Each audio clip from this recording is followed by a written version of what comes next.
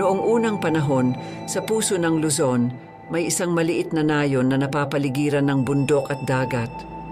Ang mga tao roon, simple at masaya ang pamumuhay, nagtatanim ng palay at mais, at nabubuhay ng ayon sa galaw ng kalikasan. Sa nayon na iyon, may isang mabait at masipag na ina na nagngangalang Aling Rosa. Si Aling Rosa ay isang byuda, pinalalaki ang nag-iisang anak na si Pina.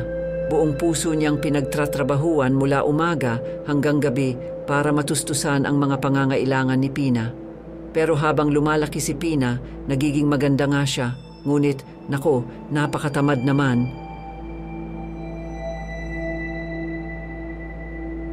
Si Pina ay kasing ganda ng unang bulaklak ng tagsibol, kinaiinggitan sa kanyang ganda.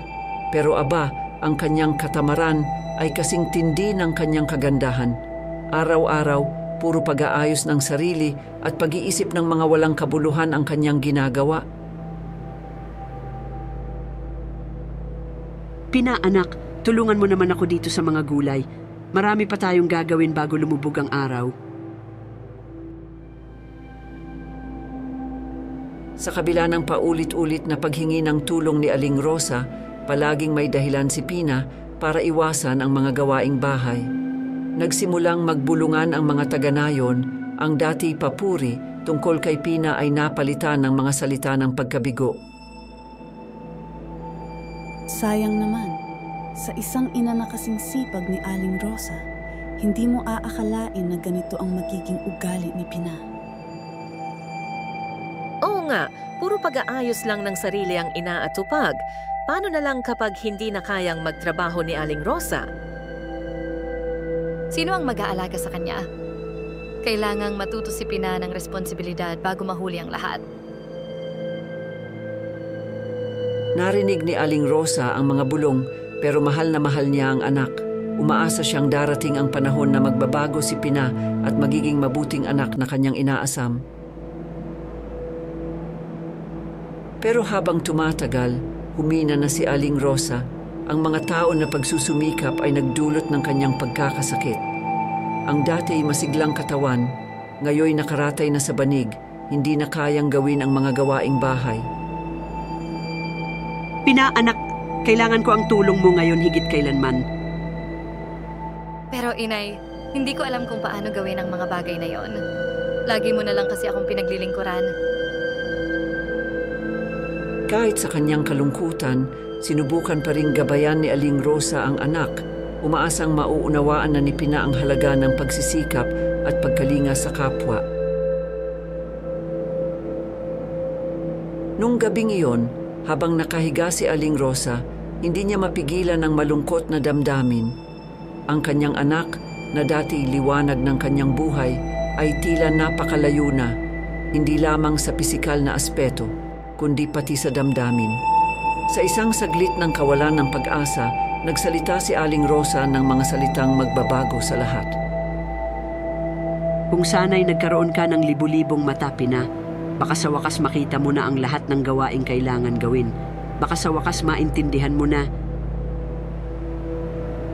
Ang mga salitang iyon, bagamat puno ng pagmamahal at sakit, ay ang huling paraan ng isang ina para ipakita sa anak ang tunay na kahulugan ng buhay.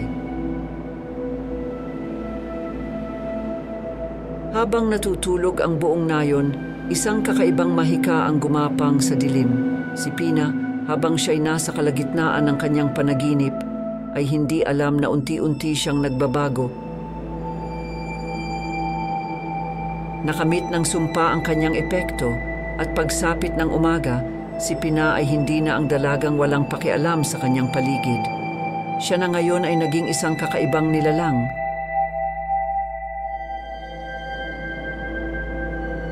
Sa pag-akyat ng araw, nagising si Aling Rosa na may bigat sa puso.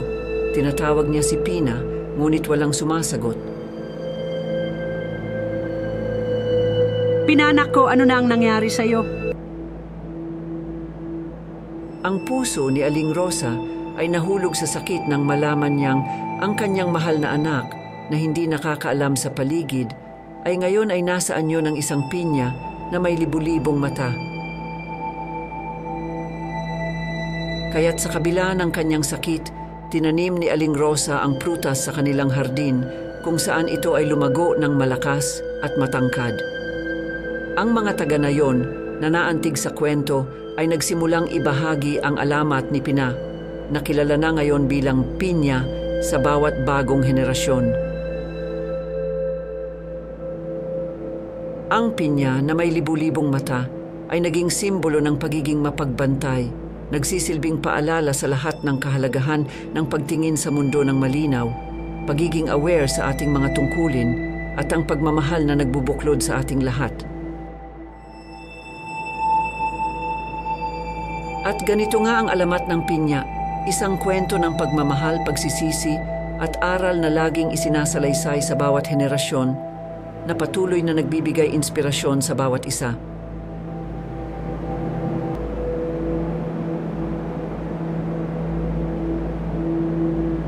Apo, subscribe ka naman sa channel ko. Sumbong kita sa nanay mo.